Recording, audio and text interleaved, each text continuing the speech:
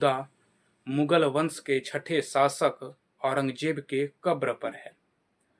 भारत भर में औरंगजेब के कब्र को लेकर बड़ी चर्चाएं और बड़ी बहसें हो रही है। वहीं कई लोगों का मानना है कि औरंगजेब के कब्र को हटा देना चाहिए और वहीं कई और लोगों का मानना है कि औरंगजेब के कब्र को नहीं हटाना चाहिए। क्या औरंगजेब के कब्र को हटाना उचित है? क्या औरंगजेब के कब्र को नहीं हटाना उचित है? इन तमाम जानकारियों को आज इस वीडियो में हम जानेंगे। औरंगजेब के बारे में या उसके कब्र के बारे में जानने से पहले हम मुगल वंश के बारे में जानते हैं। मुगल वंश की स्थापना बाबर ने की थी। बाबर का पूरा नाम जहीरुद्दीन मोहम्मद बाबर था, जो भारत 1526 ईस्वी में आया था। 1526 ईस्वी में भारत के जो दिल्ली के शासक थे इब्राहिम लोदी, उनके साथ युद्ध कर कर जीत ली थी, जिसको पानीपत का युद्ध कहा जाता है। पानीपत के युद्ध में बाबर द्वारा जीतने के बाद भारत पर शासन बाबर ने की और मुगल वंश का स्थापना किया। उसी मुगल वंश के छठे शासक या आखिरी शासक औरंगजेब के कब्र के विषय में आज हम जानेंगे। औरंगजेब के कब्र को लेकर महाराष्ट्र के हिंदू का यह कहना है कि औरंगजेब के कब्र को जल्द से जल्द हटा देना चाहिए। इंटरनेट से जानकारी मिलने व कई किताब पढ़ने के बाद औरंगजेब के विषय में कुछ जानकारी प्राप्त हुई है। औरंगजेब के शासन काल में 46 लाख लोगों की मृत्यु हुई, 46 लाख लोगों की मौत हुई, 46 लाख लोग मर गए, जिसमें से हिंदू अधिक थी। हिंदू की संख्या अधिकतर थी। उन्हीं के शासन काल में औरंगजेब ने छत्रपति शिवाजी महाराज और उनके पुत्र छत्रपति संभाजी महाराज को 40 दिनों तक यातनाएं करने के बाद, 40 दिनों को पीड़ित, 40 दिनों तक दुर्व्यवहार परेशान करने के बाद उनके पार्थिव शरीर का टुकड़े टुकड़े कर नदियों में फिकवा दिया गया।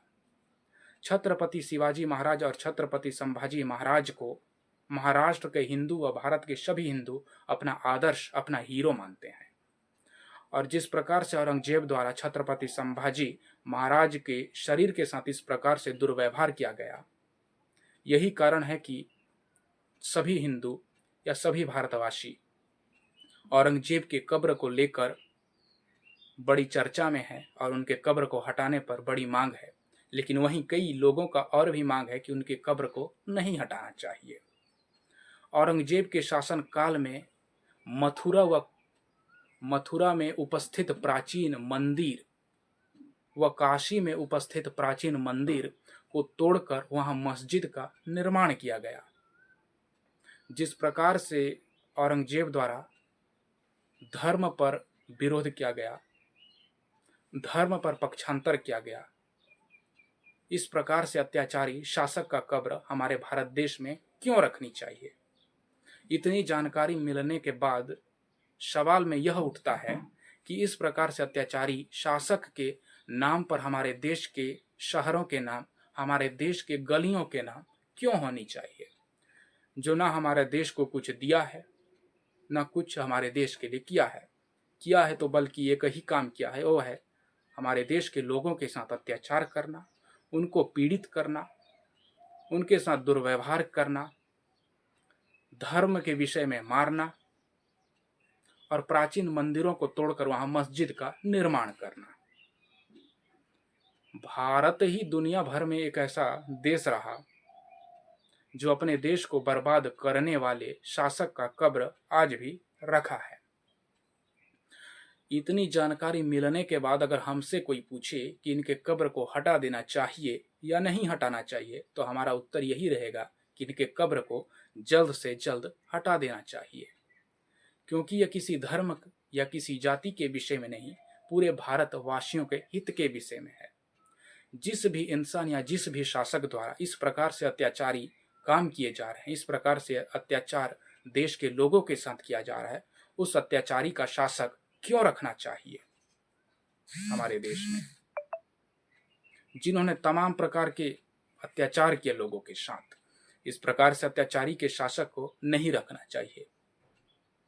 और बहुत लोगों का कहना है कि क्या औरंगजेब के कब्र को हटा देने पर रोजगार मिलेगा, बेरोजगारों को रोजगार मिलेगा, भारत विकसित देश बनेगा या भारत की महंगाई कम होगी। तो मैं उन लोगों से यही पूछना चाहूंगा, क्या आपके माता पिता को कोई 40 दिनों तक पीड़ित करने के बाद, यातनाएं करने के बाद, उनके शरीर को टुकड़ों टुकड़े काट कर कुत्तों, चीलों और कौओं को खिला देने के बाद, नदियों में फेंकवाने के बाद, जब उस शासक का कब्र आपके घर में बनवाया जाए, तो क्या उस शासक का कब्र को आप नहीं हटाएंगे या हटाएंगे? ये सवाल जो ये बोलते हैं कि कब्र हटा देने पर क्या रोजगार मिलेगा, उनसे है। आपका राय क्या है कमेंट बॉक्स में जरूर बताइएगा, अपना राय को जरूर देके जाइएगा। धन्यवाद। बने रहिए जनसमूह की आवाज के साथ।